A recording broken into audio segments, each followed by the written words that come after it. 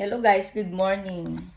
Ikikwento ko lang last year. Alam mo kung ano nangyari sa akin last year na tinatago nila yung mga video-video na yan. May mga video sila na nag-install sila sa kama ko ng electric. Alam mo naranasan ko na nanginig ang buong katawan ko, as in ramdam na ramdam ko yung electric. Yung ulo ko, pakiramdam ko, pati utak ko nanginig sa kuryente. Alam mo yung mga tao dito, nililihim nila yan. Hindi nila sinasabi ang katotohanan sa lahat ng mga Pilipino kung paano nila ako gustong patayin sa country ito. Tapos magkukunwari sila, na concern sila, na bibit-bitin nila ako sa mental hospital dahil may sayad ako. Alam mo nung naratay ako dyan, buwan guys, buwan. Ang pinagtataka ko kung paano ako nakasurvive. Nakasurvive ako guys, hindi ko alam kung si Haring Samuel ba ang nagbibigay sa akin ng pagkain para mabuhay, na nagising na ako, pero naramdaman ko guys na mayroon akong electric bed. 'Di ba? Kung talagang concern sila sa akin kung paano ako tulungan sa Denmark na ito, yes, kaya nilang gawin yan.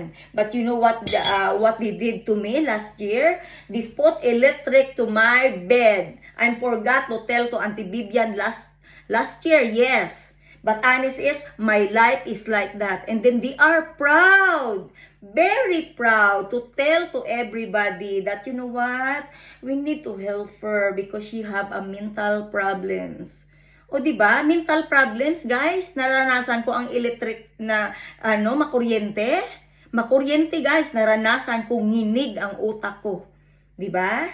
Ganyan guys, kademonyo ang tao sa country nito. Tapos proud na proud sila. Kakabwisit sa akin at ipakita din sa online na ang bait-bait nila. Pag pumunta sila sa Pilipinas, VIP ang buhay nila. Tapos ako dito na isang Pilipina, pinapatay nila sa poison, sa electricity, sa lahat ng bagay na stress or dying guys. Naranasan ko yan. Kaya pakiusap lang sa PAO office, sa lahat ng mga Pilipino na gusto akong tulungan, please. I am a danger life in Denmark and I need urgent help. Kasi sa totoo lang guys, wala akong tiwala sa lahat ng mga tao sa country ito. Alam mo yung pagkakamali ko lang, bumalik ako sa Denmark na ito dahil iniisip ko ang anak ko, hindi ko bitbit. At alam ko na ang plano nila sa anak ko ay gawin siyang puta. Diba? Bata pang anak ko guys, binaby ko yan. As in, hindi ko yan pinadapuan sa lamok nung bata siya. Hindi niya naranasan makagat ng lamok, hindi niya naranasan na iwanan ko yan sa labas ng garden kasi takot ako na baka makagat ng pusa o kung anumang klaseng animals or insects sa Denmark.